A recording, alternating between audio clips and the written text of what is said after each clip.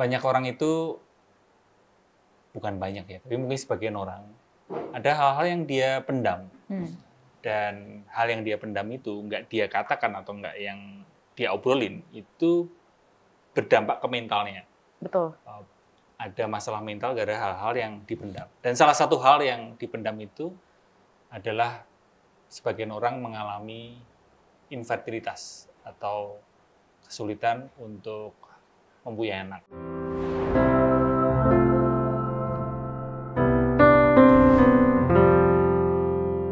Dan program ini program konten baru, kolaborasi saya dengan Rumah Cahaya. Rumah Cahayanya, ini biar teman-teman tahu ya, Rumah Cahayanya Habib Jafar. Habib Jafarnya nggak perlu teman-teman saya perkenalkan karena tentu sudah banyak dikenal.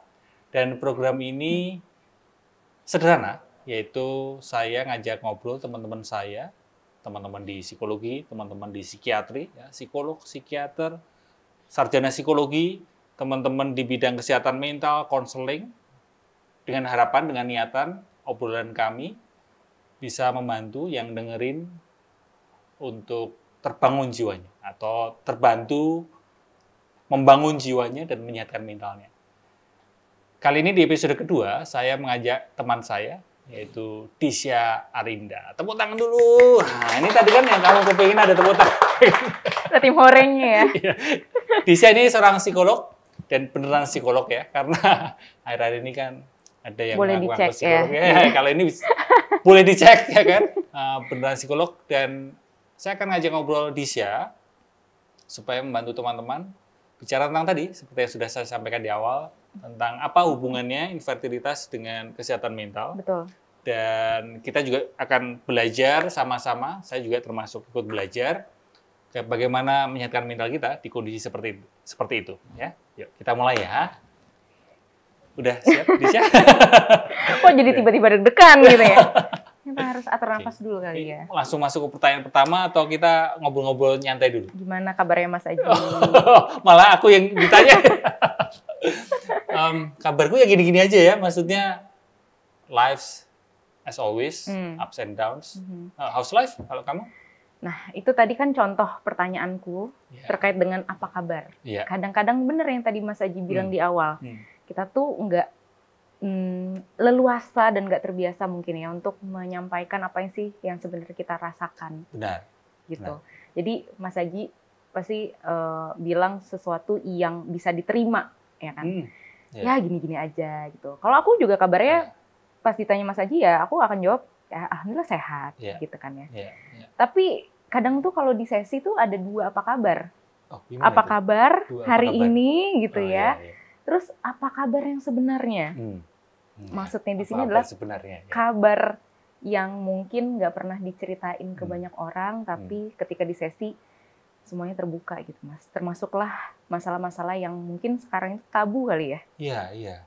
Nah, kenapa sih ini masuk ke pertanyaan pertama ya? Langsung, terima kasih sudah bridging ke situ. jadi bridging aku untuk pertanyaan pertama. Contekanku belum berganti. Pertanyaan pertama, nah, oke. Nggak apa-apa. Ini sealami ini ya kan? Sealamiah itu ya. Karena ya teman-teman sudah tahu lah pasti dinamika bikin podcast ya. Kenapa isu infertilitas, ya, isu reproduksi itu masih tabu dibicarakan di banyak orang, bahkan di yang udah menikah aja, ya kan? Ini situasi udah menikah ini. Kadang ada pasangan-pasangan yang tabu ngomongin hal itu. Gitu. Betul. Kenapa, Disya? Memang ya kalau misalnya kita bicara infertilitas, dari kata infertilitasnya itu sendiri tuh masih banyak orang yang melihat dengan cara penuh stigma. Gitu ya, Mas. Apalagi di budaya kita. Kenapa? Benar. Karena banyak orang yang berpikir bahwa fertilitas itu atau kesuburan itu bagian dari identitas. Terutama pada perempuan. Gitu. Kalau belum bisa menghasilkan keturunan, artinya ada yang salah gitu, dalam tanda kutip gitu ya. Sehingga ketika menikah pun rasanya fertilitas itu atau kesuburan itu sebagai salah satu momok yang sebenarnya penting banget dibicarakan bahkan sebelum menikah sebenarnya. Sebelum menikah masih dibicarain ya sebenarnya. Tapi ketika menikah karena ini masih menjadi sesuatu yang tabu, jadi sulit banget untuk diungkapkan, bahkan pada sebagian suami istri. Oke. Beberapa di antaranya sih ya, ada stigma tadi ya, stigma sosial bahwa kalau menikah ya harusnya punya anak. Memang sudah begitu, gitu kan. Padahal stigma kan, ya berarti itu ya? Betul, padahal kan setiap orang mungkin menikah punya pemaknaan, tujuan yang berbeda-beda ya. Gitu, nggak harus semuanya menikah langsung punya anak kan gitu. Kemudian yang kedua mungkin juga tekanan gender, terutama tadi ke perempuan. Perempuan, tekanan gender ya. Tekanan pada gender tertentu yang kelihatan kalau bisa menghasilkan keturunan atau enggak kan itu perempuan ya. Karena kelihatan hamil atau enggak. Kalau laki-laki nggak ada yang bisa tahu, ya kan. Kemudian yang ketiga mungkin adalah kenapa ini masih tabu dibicarakan. Karena minimnya ruang bercerita yang aman, termasuklah di keluarga sendiri. Di keluarga sendiri pun jadi minim aman ya? Betul. Kalau aku sendiri biasanya membantu klien-klien yang menghadapi isu infertilitas ini, karena justru dia nggak merasa aman ketika berbicara ke bahkan orang tuanya. Bahkan orang tuanya sendiri? Oke. Karena mungkin orang tuanya nggak relate dengan isu ini. Oh, karena orang tuanya bisa aja subur banget langsung. Iya kan, karena punya anak, karena jelas. Karena dia, ada dia ya kan. Ada dia punya anak, tapi anaknya ini gitu. benar. Bisa jadi nggak bisa relate gitu ya. Terus tadi ya, kalau di pernikahan bisa jadi ini sebuah percakapan yang begitu berat.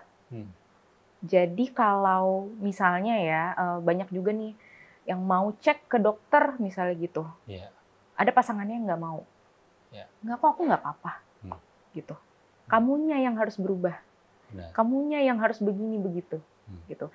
Jadi untuk membicarakan ini pun butuh ruang aman, butuh perasaan diterima, gitu ya. That's why di budaya kita itu bukan sesuatu yang lazim kan ya, bercerita diterima, gitu ya Mas ya. Yang ada disuruh bersyukur ya kan. Iya benar. Nah itu sih yang bikin ini orang tuh itu jadi tabu ya. Masih tabu banget untuk. Jadi ada 3 ya di sini. Tadi kalau sebatas aku dengerin kamu. Betul. Yang pertama adalah stigma. Stigmanya. Stigma di sosial yang beranggapan ya kalau nikah masih harus punya anak. Itu sebuah standar yang tidak bisa diganggu gugat gitu seolah-olah gitu. Kalau nggak punya anak berarti ada yang salah. Ada yang salah. Itu stigma. Yang kedua adalah tekanan gender. Terutama ke perempuan ya. Gender tertentu terutama perempuan. Jadi masih harus hamil dan sebagainya harus punya anak gitu ya. Dan yang ketiga adalah minimnya ruang aman, bahkan keluarga sendiri yang semestinya atau sebaiknya itu jadi ruang aman itu pun sekarang ini sulit gitu. Betul, ya masih karena masih tabu itu jadi nggak bisa menjalani peran sebagai support system gitu kan. Dan ini tema ini cukup relate ya dengan aku sama istriku karena kan udah sekian tahun, ya bahkan udah belasan tahun, lebih dari 10 tahun, kami belum punya anak. Dan ini, aku itu ngelihat hal yang menarik di Twitter terutama, di sosial media. Jadi gini, ada yang memilih untuk tidak punya anak. Child free, ya kan? Ini mungkin juga akan memicu keramaian juga. Diskursus yang tidak akan pernah ada habisnya, kan? Bukan? Ada orang-orang memang mereka memutuskan untuk tidak punya anak. Betul. Ya. Dan itu hak mereka. Betul. Ya. Dan ada orang yang punya anak. Iya. Yang punya anak ini, ada yang memang memutuskan untuk punya anak. Secara sadar memutuskan untuk punya anak. Dan ada yang tiba-tiba punya anak. Betul. Ya kan? Nah, sebenarnya dari 3 kategori ini, ada satu kategori yang selama ini cukup diam. Dan tidak ikut dalam keramaian itu. Itu adalah kategoriku dengan istri, yaitu pengen punya anak, tapi sampai sekarang belum punya anak. Belum punya anak. Ya kan? Dan ini ketika mereka ini tiga kategori ini ribut, yang di kategori kami ini kayak di Majang lihat keributan harus merespon apa gitu nggak sih? Benar. Kayak kalau di meme itu yang berada di luar circle itu dan lihat pada ribut ngapain sih? Ini agak miris ya, tapi ya begitulah kondisinya, sehingga kita perlu belajar untuk mengapresiasi sebenarnya ya setiap pilihan orang itu kan. Gitu. Benar, setuju sih Mas Haji. Aku bisa paham karena pernah ada di posisimu juga gitu ya. Jadi dulu justru aku tuh bingung gitu. Perdebatan soal pengen punya anak ini kayaknya cuman perdebatan orang yang bisa punya anak. Karena kan obrolannya adalah kepengen. Kami itu bukan cuman kepengen tapi nggak bisa. Gimana iya, ya? Jadi iya, bener iya, yang iya, kata iya. Mas Haji, Iya. kita tuh kayak outlier gitu. Iya, Jadi jadi di orang-orang luar yang keributan itu gitu. kalian tuh cuma memperdebatkan pengen apa nggak pengen gitu. Iya, Kalau iya. kita tuh beda lagi, pembahasannya tuh bisa apa nggak bisa. Iya. Iya kan? Iya. Itu somehow waktu itu aku juga merasa obrolan tentang child free atau enggak itu sebenarnya adalah obrolan yang cukup privilege bagi orang-orang yang memang bisa. Iya. Kalau aku nggak bisa join the conversation karena sejak awal nggak bisa gitu. Iya. Jadi kayak kalau diobrolin di tongkrongan itu ada teman-teman kami, aku sama istriku yang tadi 3 kategori itu kayak kepingin ngomong, wait, bentar. Pengen menengahi aja gitu ya. Udahlah gitu. Iya benar. Tapi mungkin itu karena ini ya, aku bergerak dari pertanyaan pertama tadi, sekarang masuk ke pertanyaan berikutnya adalah, kan kalau ngomongin itu adalah ngomongin yang dianggap tabu selama ini. Betul. Biasanya ada rasa yang nggak enak kan kalau itu dianggap tabu. Di dalam kita ada rasa malu, ada rasa mungkin malu untuk ngomongin itu, atau takut dijudge kalau ngomongin itu, atau merasa itu tadi karena stigma jadi merasa aku nggak normal deh kalau ngomongin hal itu. Iya. Tapi sebenarnya kalau kamu sebagai psikolog ya, apa yang sebenarnya terjadi secara psikologis ketika seseorang itu mengalami infertilitas? Oke. Infertilitas dalam arti belum punya anak gitu. Secara psikologis orang tersebut dinamika psikologisnya. Bahasanya dinamika psikologis. Anak psikologis takut sekali. Banget ada dosen yang ngelihat. Ini bener nggak nih ya? Penjelasannya kayak teoritis banget ya. Gimana rasanya seseorang berada di kondisi seperti itu, Lisya?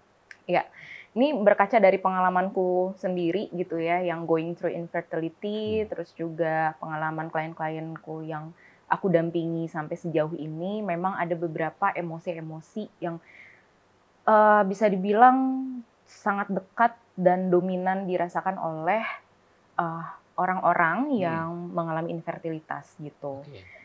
Mungkin ini terdengar aneh bagi orang yang nggak pernah mengalaminya, itu adalah grieving atau rasa duka.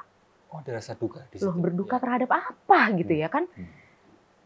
Infertilitas itu kan berarti ketidakmampuan untuk memiliki, kan sebenarnya gitu. Bukankah berduka itu adalah melepaskan sesuatu yang sudah dimiliki, ya kan? Konsepnya kan begitu ya kalau secara umum. Nah, uniknya pada pengalaman infertilitas, berduka di sini tuh bukan sesuatu yang kayak kita melepaskan hal yang sudah kita miliki, tapi kita melepaskan sesuatu yang justru belum pernah kita miliki. Nah, lalu apa dong yang dilepaskan kalau belum pernah memiliki gitu ya? Bisa jadi yang dilepaskan adalah harapan. Harapan untuk suatu hari punya keturunan gitu ya. Harapan akan membangun keluarga, mungkin harapan dari orang tua kita yang pengen punya cucu misalnya gitu. Sebagian orang juga sudah bercita-cita gitu ya, oh bisnis saya akan diteruskan ke anak saya misalnya gitu. Mungkin itu harus yang dilepaskan, dan grieving itu adalah grieving yang valid juga, walaupun sesuatu yang dilepaskan adalah sesuatu yang belum pernah dimiliki. Gitu. Itu yang pertama, dan mungkin banyak orang yang nggak bisa relate kalau nggak pernah ada di situ. Jadi yang pertama ini, itu juga yang aku rasakan. Ya kan? Nggak apa-apa kalau mau itu koreksi, nggak apa-apa. Tetap lanjut aja. Itu kan ngobrolan. Obrolan tongkrongan, no filter ya. Juga itu apa soalnya mau ganti laptop ya. Jadi aku ngalamin juga gitu. Orang-orang nggak relate seperti yang kamu bilang tadi. Yang pertama adalah dinamika psikologis terus. Kondisi psikologis orang ketika mengalami infertilitas itu adalah melepaskan ekspektasi atau melepaskan harapan atau melepaskan rasa untuk memiliki. Jadi sebelum memiliki itu pun perlu melepaskan keinginan untuk memiliki. Iya. Hanya orang yang going through infertility yang ngerti ini. Iya, ngerti. Karena kalau orang-orang yang lain kayak, loh, ngapain kamu merasa kehilangan? Ngapain kamu berduka? Memiliki aja belum gitu kan? Iya, benar. Iya, apalagi yang mungkin, mohon maaf ya, misalnya kayak menikah langsung sebulan kemudian isi misalnya gitu ya. Mungkin nggak akan bisa kebayang gitu rasa duka yang kami rasakan ini gitu ya. Dan juga secara umum konsep kehilangan itu adalah kehilangan apa yang sudah kita miliki. Iya. Ya kan? Pada umumnya kan begitu. Padahal rasa kehilangan itu pun bisa terjadi ketika kita mesti melepaskan atau kehilangan keinginan untuk memiliki. Iya kan? Itu sih. Kemelekatan kalau kata Mas Aji sering bilang. Jadi bahkan sebelum memiliki pun sampai kita bisa berada di fase yang ini kepengin banget memiliki. Terus sampai mesti melepaskan atau kehilangan keinginan untuk memiliki. Dan itu rasanya menyakitkan loh. Sebenarnya. Benar. Nggak mudah. Itu berarti poin pertama ya, kondisi psikologis pertama ketika mengalami infertilitas. Atau ada lagi gambaran psikologis? Sebenarnya grieving-nya itulah yang membuat kenapa ini tuh jadi tabu dan sulit untuk dibicarakan. Karena nggak semua orang itu ngerti gitu. Bener. Ya kan? Misalnya kayak tadi yang Mas Aji bilang, ketemu sama temen yang kita bilangnya tuh voluntarily child free gitu, alias memutuskan secara sadar untuk tidak punya anak gitu ya. Terus kita cerita kayak gitu, mungkin mereka nggak bisa kebayang gitu ya. Aku nggak bilang semua orang begitu ya, cuman maksudnya sebagian orang tuh nggak bisa memahami bahwa ya udah kalian go with the flow aja, biasanya kan gitu misalnya ya. Atau orang yang mudah punya anak gitu ya, tanpa rencana pun bisa kejadian gitu, tanpa program, mungkin apanya yang kalian lepaskan gitu. Nah itu yang bikin kita tuh jadi, kemudian yang kedua gitu ya, itu ada rasa malu dan rasa bersalah gitu. Jadi apa yang salah denganku ya? Ini tuh emang dialami sama semua orang yang menjalani atau mengalami infertilitas, atau aku aja ya yang ngerasa kayak gini? Gitu. Kok kayaknya orang-orang yang going through infertility biasa aja, padahal nggak juga sih. Aku yakin nggak sih. Karena kembali lagi terbentur stigma sosial sehingga teman-teman yang mengalami infertilitas ini justru lebih memilih untuk ya udah tekan pendam aja dan merasa baik-baik aja, kelihatan baik-baik aja gitu ya. Nah ada rasa malu, rasa bersalah, ngerasa nggak cukup gitu ya, nggak sesuai dengan normalnya seseorang yang sudah menikah misalnya gitu. Berarti dua itu ya kondisi psikologisnya orang yang mengalami infertilitas. Betul. Kamu sebagai psikolog melihat bahwa pertama adalah duka, ada rasa grief di situ, grief yang mungkin yang unik dialami hanya pada orang dengan kehilangan keinginan memiliki. Iya kan? Bukan kehilangan memiliki ya kan? Tapi kehilangan keinginan memiliki, dan yang kedua adalah ada rasa malu tadi, rasa bersalah. Lalu kalau mengalami itu mesti gimana gitu? Karena gini, itu tadi penting banget karena banyak orang yang nggak tahu harus bersikap gimana ketika mengalami infertilitas itu, atau kalau di sisi sebaliknya Indonesia, orang-orang di sekitar yang dimana kita mengalami infertilitas. Seorang di sekitar kadang kan mereka nggak relate, mereka sulit berempati. Akibatnya ucapannya itu kadang bikin tambah stres gitu. Betul. Kitanya tambah stres ya kan. Makin kepikiran makin kepikiran. Jadi sebenarnya apa sih mungkin simpelnya do's and don't-nya dalam menghadapi situasi ini? Mulai dari yang mengalami dulu, lalu nanti bisa kamu bahas juga orang-orang di sekitar ini, mesti apa yang sebaiknya dilakukan dan apa yang sebaiknya tidak dilakukan. Kalau sebagai orang yang mengalami atau menghadapi infertilitas ini, gitu ya, pengalamanku juga sebenarnya tuh kami nggak butuh dikasihanin ya. Gitu ya. Jadi yang mungkin perlu dilakukan adalah bagi diri sendiri, validasi dulu emosi yang kita rasakan. Gitu. Diri kita sendiri validasi diri kita, emosi kita ya. Jadi kita coba untuk mengakui, mungkin ada kesedihan, tadi ada grieving, ada rasa bersalah, ada rasa marah mungkin gitu ya. Kalau dulu sih aku ada ngerasa marah karena rasanya nggak adil aja. Gitu. Relate ya. Salaman dulu. Rasa nggak adil itu bagi orang yang menjalani infertilitas tuh bener-bener marah ya. Iya susah diungkapkan, marah terhadap apa juga bingung gitu. Apanya gitu ya, kita marah kadang tuh terhadap, kalau perempuan ya mungkin marah karena merasa dikhianati sama tubuh sendiri gitu. Yeah. Mungkin bagi teman-teman yang pernah menjalani program kehamilan ya, buat perempuan, pas haid itu justru kayak, ya haid, berarti gagal, gitu kan. Itu tuh ada rasa kayak, kok ada yang salah, apa sih gitu ya, gregetan banget pengen sesegera mungkin gitu untuk jadi. Nah, jadi kita perlu validasi dulu emosi yang kita rasakan, seaneh apapun emosi itu gitu ya, tapi cukup akui dulu gitu. Kemudian yang kedua, penting juga untuk bicarakan ini sama pasangan. Ingat, infertilitas di dalam pernikahan itu dihadapi berdua, bukan salah seorang yang mengalami infertilitas gitu ya. Jadi bicarakan dalam arti gini, kalau memang mau program kehamilan gitu ya, dua-duanya perlu kerjasama, perlu bangun support system, sehingga nggak ngerasa sendirian mengarungi gelapnya perjalanan infertilitas ini gitu. Yang artinya, kalaupun mau punya anak, itu prosedurnya adalah making love, not just making a baby. Bagus gitu. banget itu. Bagus banget ya. Artinya, jangan sampai fokus kita adalah harus jadi. Jadi ada tekanan kan nantinya. Stres, dan bagi yang promil pasti tahu stres itu justru harus apa? Dihindari. Dihindari. Gitu ya. Malah itu jadi malah gitu ya. Jadi faktor risiko gitu. Jadi cobalah untuk terbuka dan membangun keintiman dengan pasangan. Jadi aku sering banget dapat klien yang memang fokus untuk program kehamilan, tapi sejak awal aku berusaha untuk mendorong klienku bangun keintiman dulu dengan pasangan. Karena apa? Kita entar dulu nih, kayak misalnya manajemen stres selama promil apa segala macam nanti dulu. Bangun keintiman dulu. Karena apa? Perjalanan program hamil, apalagi dengan infertilitas, itu adalah perjalanan yang menurutku pribadi setelah melaluinya itu adalah perjalanan yang sangat sepi. Gitu. Sepi.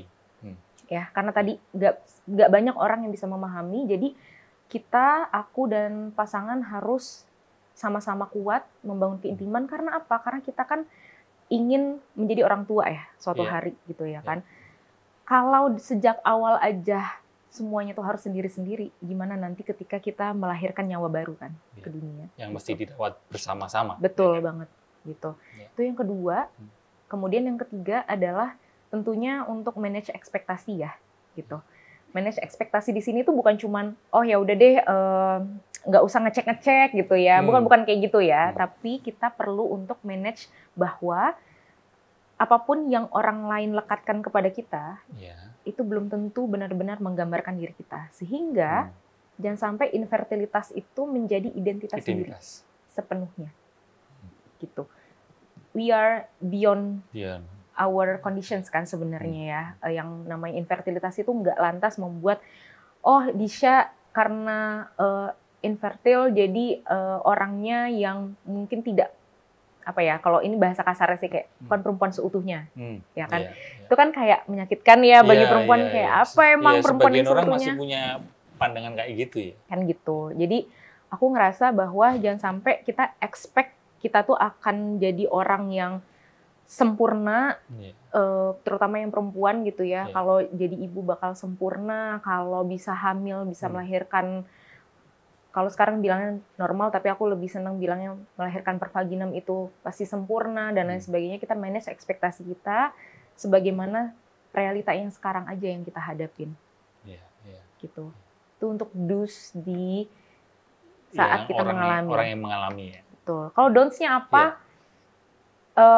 Tadi sebenarnya udah ya. Salah satunya adalah jangan manage ekspektasi dan set identitas itu, infertilitas itu sebagai identitas gitu ya.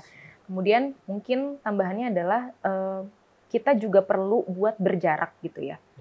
Berjarak di sini tuh bukan berarti kita yang ngotot pengen punya anak, tapi kita lupa bahwa makna pernikahan yang sebenarnya itu seperti apa. Jadi don'ts-nya di sini adalah lebih ke jangan sampai kita menggeser atau mengalihkan makna tujuan pernikahan kita yang udah kita bangun dari awal hanya untuk punya keturunan. Anak, ya. Jadi biar nggak sempit gitu ya pola pikir. Betul. Pernikahan itu seolah pernikahan hanya satu jalur punya anak gitu. Betul, setuju. Sempit ke situ, jangan menyempitkan sampai, pandangan ke situ ya. Standar kebahagiaan, kepuasan dalam hubungan itu hanya dicapai oleh kalau udah punya anak. Karena nanti kalau udah punya anak pasti akan ada standar baru. Standar baru lagi, ya. Kan? Belum lagi nanti kalau omongan orang lain, omongan tetangga, ya kan? Baru satu kan anaknya. Iya, kenapa nanti ada standar lagi lagi gitu ya. Kalau tadi kan dari sisi orang yang ngalamin, selanjutnya aku juga pengen nanya kamu, orang-orang di sekitar ini mesti sikapnya gimana nih ya kan? gitu ya. Tapi sebelum itu tadi kan kamu ngasih pandangan dari sisi perempuan ya. Iya. Nah, aku sebagai laki-laki aku juga kepingin cerita apa yang gimana aku tuh, alamin Mas? ya kan. Nggak usah jauh-jauh, belum lama ini tuh aku sempat merasa sedih gitu. Merasa sedihnya karena gini, karena sampai sekarang aku juga belum punya anak.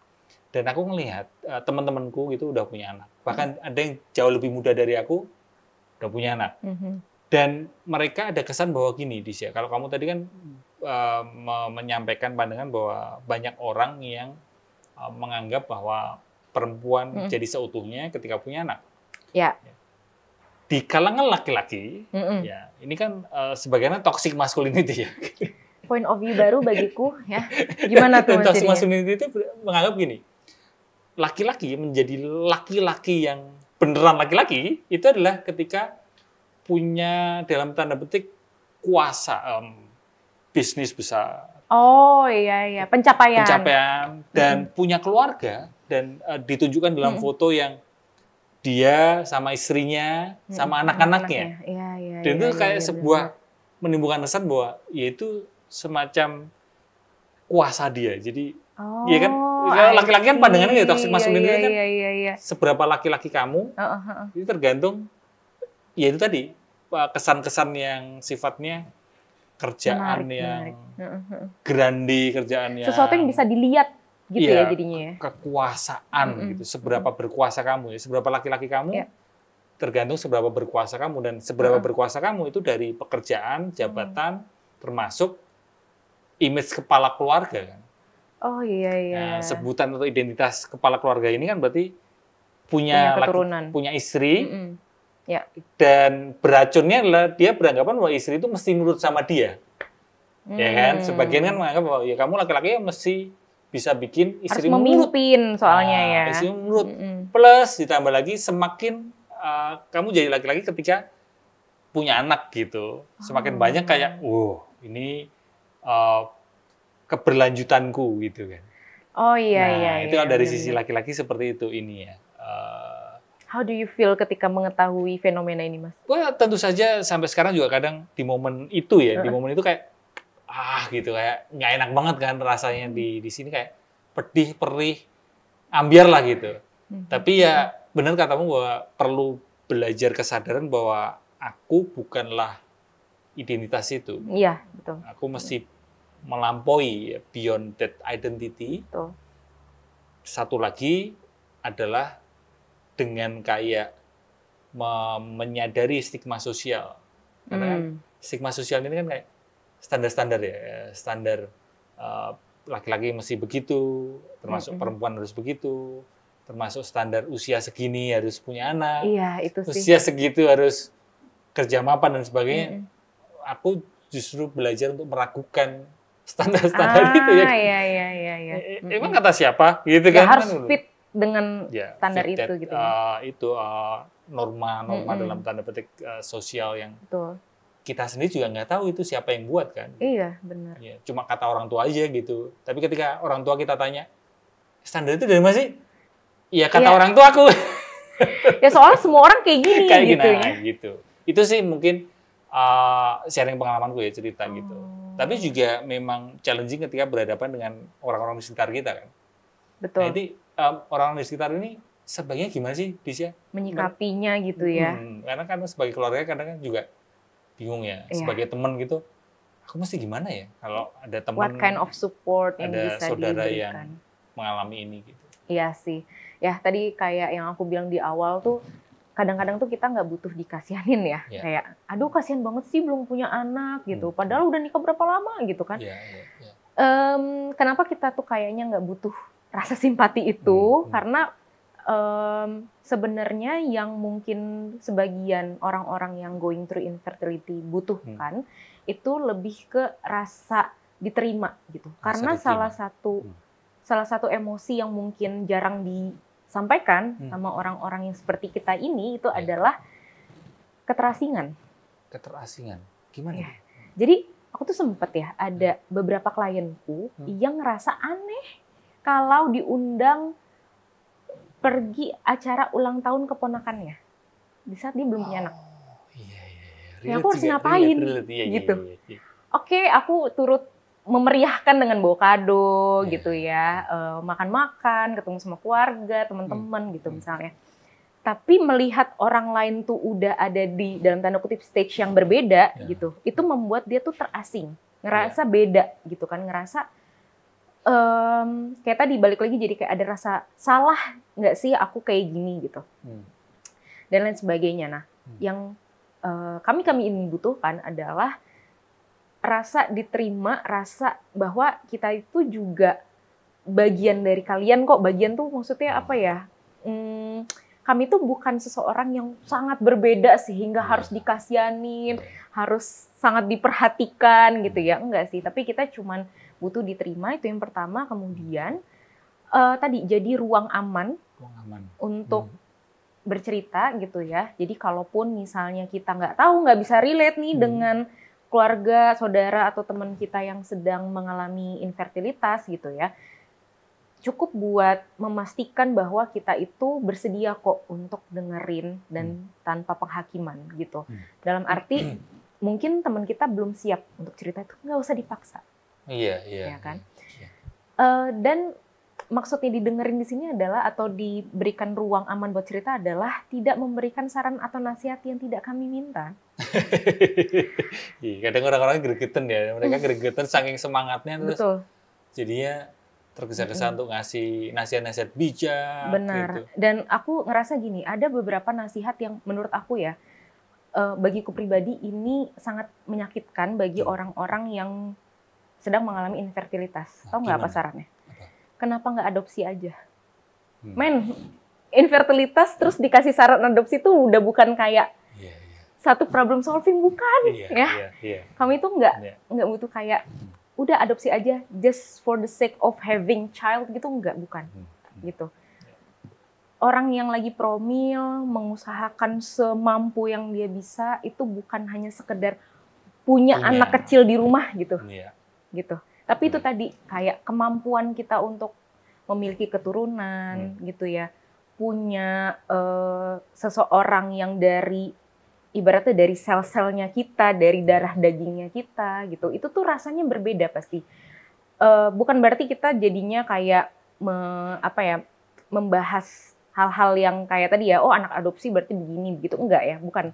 Maksudnya adalah lebih kepada jangan sampai kita ngasih saran itu yang sesuatu yang nggak diperlukan. Gitu. Iya. Itu konteksnya kan tadi dari orang yang ngasih. Itu menyakitkan bagi orang yang going through infertility dan anak yang dibilang kayak harusnya diadopsi aja. Jangan dong gitu ya. Anak itu kan pasti anugerah yang luar biasa juga gitu ya. Jangan sampai dia justru kayak, apalagi kayak gini, mohon maaf banget, banyak budaya yang dibilang anak pancingan. Oh iya. Pernah dengar ya Mas? Iya. Supaya itu, nanti bisa punya menurut aku gitu kan. Kayak unfair bagi siapapun anak yang dilahirkan ke dunia ini kan, dia punya mungkin ya Tuhan tuh ngasih dia umur gitu ya untuk melakukan sesuatu sesuai dengan tujuannya gitu ya. Tapi dibilang anak pancingan tuh menurut aku itu menyakitkan banyak pihak sih. Iya, setuju sih aku.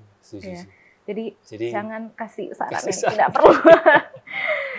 Sempet juga aku tuh dapat saran kayak pijet ini aja. Oh iya. Pernah ya? Minum sekarang, ini aja. Sampai sekarang aku juga masih dikirimin ya kan. Terus orangnya sendiri nggak tahu itu video apa, cuma judulnya aja. Itu video buat orang-orang yang belum punya anak sampai sekarang gitu kan. I see. Setelah aku buka, taunya itu saran-saran mistis gitu di sini, jadi agak masuk gitu. Iya, dan aku sama Indri sampai sekarang ya terus belajar untuk melihat ini kadang dari sisi komedi juga gitu. Kadang lucu juga kalau ada saran-saran seperti ini gitu. Jadi dua tadi ya. Yang pertama buat yang orang-orang yang di sekitar orang-orang yang mengalami infertilitas adalah perlu ada penerimaan. Jadi menerima ya, karena kami-kami yang mengalami infertilitas merasa terasing gitu ya. Iya.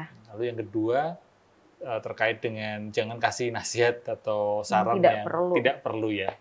Oke. Betul. Melanjut ke pertanyaan selanjutnya, aku justru penasaran kalau ngomongin soal usaha ya. Kan tadi kamu juga bilang ada banyak pasangan yang akhirnya mencoba berbagai cara ya.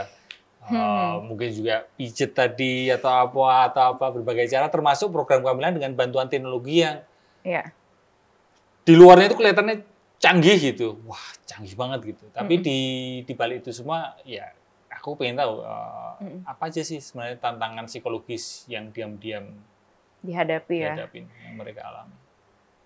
Ini tuh sebenarnya fenomena yang unik banget. Jadi seringkali aku nemu penelitian itu yang hanya, ini aku nggak melihat semua penelitiannya, tapi kayak melihat penelitian tuh hanya di surface level, kayak misalnya emosi yang dirasakan apa segala macam gitu ya. Tapi kalau di sesi-sesi dengan psikolog gitu ya, dengan klien-klienku itu muatan emosinya tuh lebih kompleks, beragam, dan juga tadi ya sulit untuk dimengerti oleh orang yang tidak mengalami gitu ya. Jadi program kehamilan dengan ART, kita bilang itu ART, yaitu Assisted Reproductive Technology, ART. Iya, IRT. Apa itu panjangnya? Assisted Reproductive Technology. Seperti IVF atau bayi tabung. Oh, di dalamnya termasuk itu. Yes. IUI atau inseminasi buatan gitu ya. Itu kan beberapa cara program kehamilan dengan bantuan teknologi. Gitu ya. Sekarang udah malah ada bantuan AI juga katanya gitu. Betul. Bantuan AI. Jadi AI-nya itu, ini mohon dikoreksi ya para obs-gyns atau androlog gitu ya. Katanya bisa memilah sperma terbaik gitu ya, yang bisa tapi dengan bantuan AI. Kalau dulu mungkin manual atau apa aku nggak ngerti juga gitu, tapi sekarang tuh udah jauh lebih canggih, lebih cepat, dan lebih tingkat untuk keberhasilan itu lebih tinggi katanya kayak gitu ya. Nah, canggih sekarang. Betul. Artinya semakin banyak kecanggihan gitu ya, semakin mutakhir nih, semakin besar dong harapannya. Ya enggak? Ketika kita menjadi pasien yang sedang melakukan program kehamilan dengan bantuan teknologi, harapan yang makin besar, ditambah juga kalau harapan makin besar berarti biayanya juga besar. Iya, yang dikeluarkan. Luar biasa sekali. Iya kan? Karena tadi bantuan teknologi yang semakin canggih itu gitu. Butuh biaya juga ya itu. Betul. Berarti kan kita tuh bukan cuma money invested di situ, tapi emotionally invested juga kan di situ ya. Iya.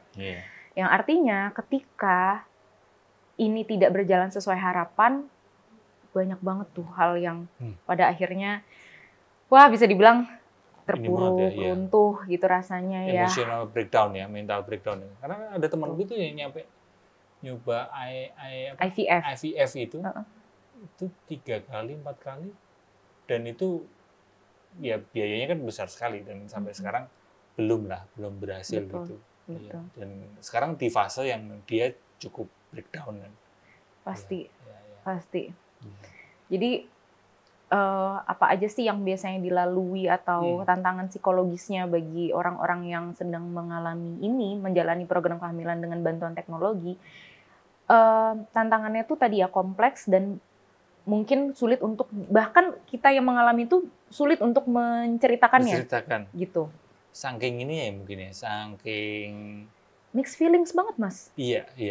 Pekat gitu rasanya, kayak gitu. Ada hopeful-nya. Tapi juga kadang ada hopeless-nya gitu. Apalagi kalau udah percobaan keberapa di sini. Percobaan pertama mungkin masih, ini ternyata belum berhasil. Coba percobaan kedua, ketiga itu. Plan-plan berikutnya tuh ada rasa hopeful tapi ada rasa ketakutan juga. Gitu. Pada sebagian klienku lebih sensitif juga terhadap perubahan atau sensasi yang ada di tubuh. Gitu. Jadi kalau jadi kalau misalnya menjalani program kehamilan dengan bantuan teknologi itu kan ada masa-masa 2 weeks wait kita bilang ya, menunggu di selama 2 minggu untuk mengetahui keberhasilan apakah embrio ini nempel di dinding rahim atau enggak gitu kan ya. 2 minggu itu rasanya lama banget. Dan itu tadi mixed feelings, gitu ya kan. Mana dokter bilangnya istirahat ya Bu, yang cukup, gitu ya, jangan capek-capek. Pas segala macam udah dilakukan tuh tadi kan, emotionally invested ke situ.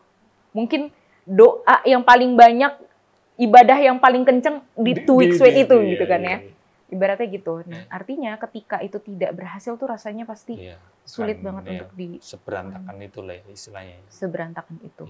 Bahkan beberapa klienku ada juga yang udah berhasil, embrio nempel, tapi ternyata tidak berkembang janinnya.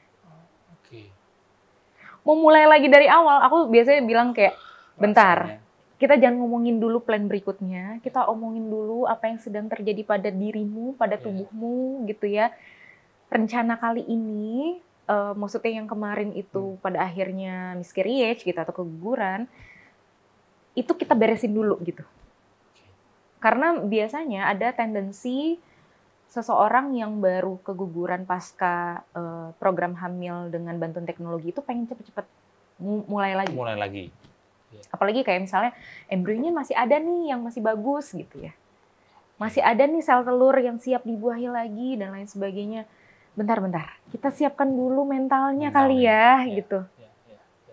Jadi kalau aku mau diper ke situ, Disya, ketika kadang yang jarang dibicarakan adalah sering banget terjadi orang programnya gagal.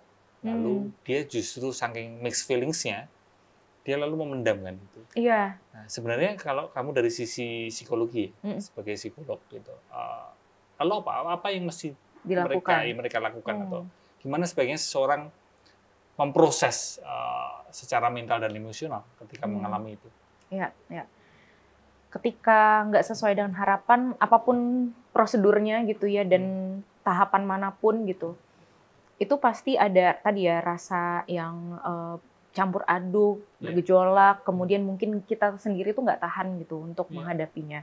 Pertama-tama tadi kita akuin dulu emosinya apa gitu.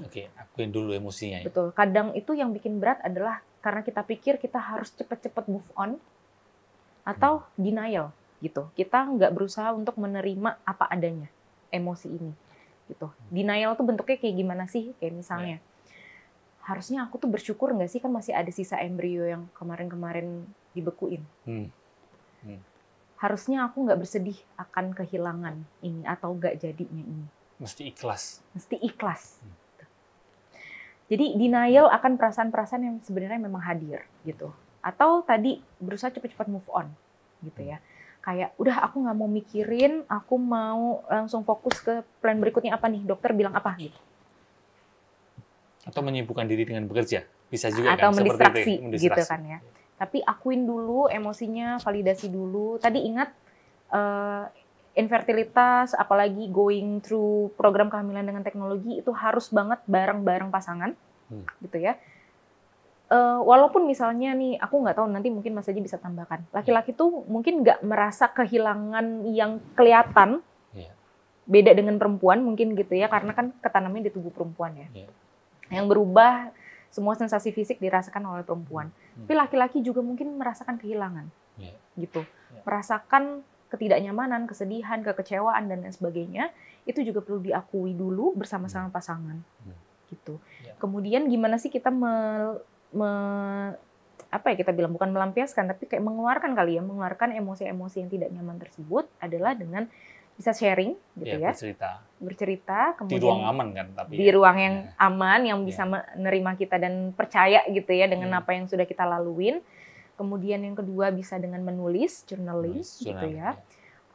Bisa juga dengan mungkin guided meditation yang memang khusus untuk membantu orang-orang yang pasca mengalami keguguran misalnya, atau tadi 2 weeks wait-nya tidak berhasil gitu ya. Aku juga pengen sih bikin guided meditation untuk ini karena nampaknya banyak yang butuh juga gitu ya kan. Atau yang terakhir adalah coba buat kenali diri lebih dalam, sehingga apapun yang kita lakukan itu tadi ya, kita berusaha untuk melepaskan identitas infertil, tidak jadi itu kepada diri kita. Bukan identitas kita. Bukan identitas kita sepenuhnya gitu. Oke. Kalau dari sisi aku, karena tadi kamu nanya, gimana tuh Mas?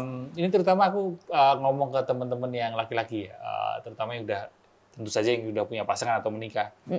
Aku setuju banget apa yang kamu katakan tadi bahwa infertilitas itu jangan dibebankan ke perempuan aja. Yes. Gitu. Bahkan aku sendiri pun juga waktu beberapa tahun dulu belum punya anak atau istri belum hamil, aku pun juga periksa ke lab, periksa spermaku gitu, sehingga jangan terus yang diperiksa itu hanya ceweknya gitu. Karena bisa jadi kan kamu itu laki-laki yang jadi sumber masalahnya kan, bukannya kan? Ini harus namanya, berani dong buat periksa ya. yang namanya perempuan belum hamil itu bukan berarti 100% salahnya perempuan. Betul. Kan juga ada peranmu gitu, peran laki-laki gitu, makanya beranikan diri, jangan terus merasa benar sendiri sebagai laki-laki, beranikan diri untuk periksa gitu. Betul.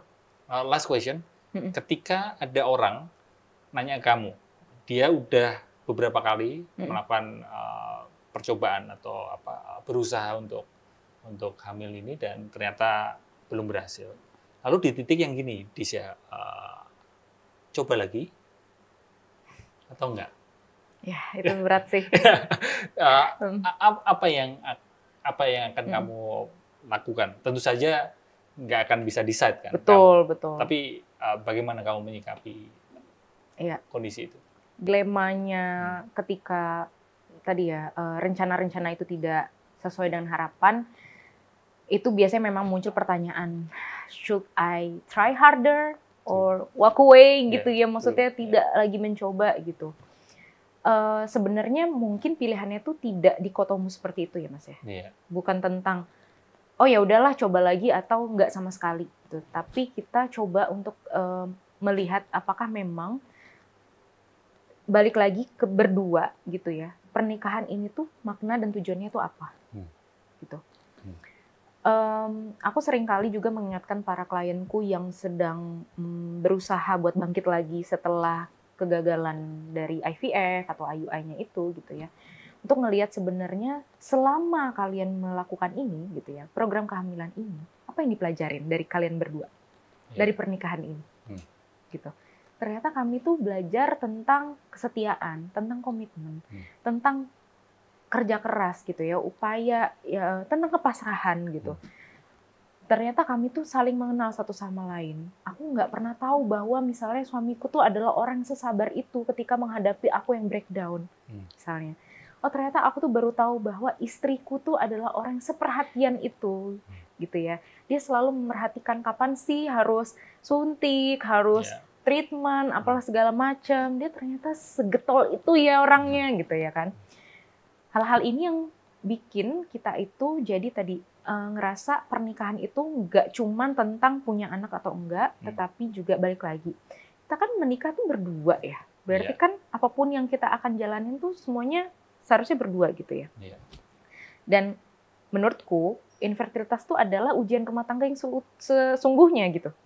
Karena itu datangnya bukan dari kita, tapi ya memang apa ya, takdir kali ya Mas ya kita bisa bilang ya. Ada satu faktor di luar kendali gitu kan, ya. Ketika kita memang tidak menginginkan ya. Jadi maksudnya kalau ada struggle yang seperti itu, aku berusaha untuk balikin lagi sih ke bagaimana sih kalian memaknai pernikahan ini gitu. Ngerasa cukup di pernikahan akan satu sama lain itu kan bisa banyak ya bentuknya, ya kan? Gitu. Pun kita bisa melihat bahwa orang-orang yang udah punya anak banyak bahkan gitu, belum tentu pernikahannya juga memuaskan, bahagia kan gitu. Artinya itu bisa banyak ya definisinya. Balik lagi ke situ sih. Itu kali Mas. Atau kalau Mas Aji sendiri gimana? Kalau aku dari sisi cowok ya, laki-laki, bukan dari sisi psikolog. Maksudnya kalau kamu dari sisi psikolognya, justru ini subjektif ya. Menurutku itu keputusan punya anak itu antara suami dan istri. Itu sebenarnya lebih banyak ke istri. Menurutku ya. Karena kan yang hamil 9 bulan mengalami perubahan bentuk badan dan sebagainya itu kan perempuan gitu. Sehingga aku sebagai laki-laki justru lebih kayak tanya ke bojoku gitu, tanya ke istriku, ya keputusan di dirimu gitu. Kalau memang tidak terus nggak punya anak atau kepinginan untuk nggak punya anak, ya itu nggak apa-apa juga gitu. Ya. Karena kadang kan laki-laki ya, sebagian laki-laki atau cukup banyak laki-laki yang merasa, wah aku harus punya anak dan memaksa istrinya untuk punya anak. Padahal sekali lagi yang mengandung 9 bulan itu, dan 9 bulan itu lama loh, dan berat sekali gitu. Dan apapun metode persalinannya, itu semua adalah ada risiko kematiannya. Nah, apapun itu.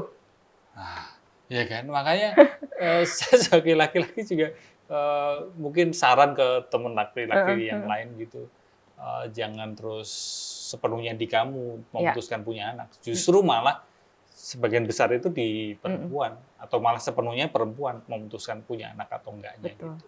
Betul. Tapi kembali lagi, akhirnya jadinya punya anak atau enggak, itu memang ada satu faktor di luar kendali kita kan. Gitu. Kita bisa mengusahakan, bahkan berkali-kali, tapi pada akhirnya juga kita berhadapan dengan hidup ini ada kalanya yang mesti, ya udahlah gini aja. Bener gitu banget. Ya? Iya. Jadi ya kadang kita nggak bisa juga ya, semua itu sesuai dengan apa yang kita pikirkan. Benar. Gitu ya Mas ya. Jadi kayak, oh saya mau punya anak, saya pasti bisa dan harus gitu. Ya kalau misalnya memang diberikan jalannya kesulitan seperti ini, gimana ya Mas ya? Dan terima kasih ya Disya udah ngobrol, ya kan? Dan mungkin ada yang ingin kamu sampaikan di akhir ini. Kamu akhir ini berarti fokus ke konseling ya? Yes, konseling, psikoterapi mengenai trauma, terus juga reproduksi dan kesehatan mental, gitu sih. Termasuk ini tadi ya tentang infertilitas. Bisa hubungin Instagrammu? Instagramku @disyarinda. Because I've been there. Iya, jadi aku pengen pengalamanku juga bisa membantu yang going through tadi ya jalanan yang sepi, yang mungkin nggak semua orang ngerti gitu. Iya. Dan kalau pernah ngalamin itu cenderung lebih bisa berempati, iya kan? Jadi di situ nanti di Instagram ada ini bisa ada kontakku, kontak yang di situ ya, tinggal di atau linknya informasi lebih lanjut. Selain konseling, juga kelas kelihatan akhir ini kan kamu bikin kelas sesi journaling and guided meditation. Terdekat gitu tanggal 31 Mei ini udah publish belum ya? Nggak apa-apa. Tapi mudah-mudahan akan terus berlanjut kan, ya, gitu. Oke, jadi teman-teman yang memang dirasa membutuhkan, kamu bisa hubungin Disya. Gitu ya. Dan, terima kasih juga Mas Aji. Untuk menutup obrolan ini, karena kadang yang dibutuhkan bukan selalu jawaban di hidup ini. Tapi kadang yang kita butuhkan di hidup ini adalah menerima kenyataan yang seringkali tidak ada jawabannya. Semoga obrolan saya dengan Disya semacam jadi pelukan-pelukan kecil lah ya, pelukan online. Pelukan online buat siapapun yang mungkin sedang berjuang mengalami infertilitas ini. Terima kasih. Ya, kamu tidak sendirian. Dan terima kasih sudah nonton. Sampai bertemu di episode selanjutnya dari Bangunlah Jiwanya. Dah.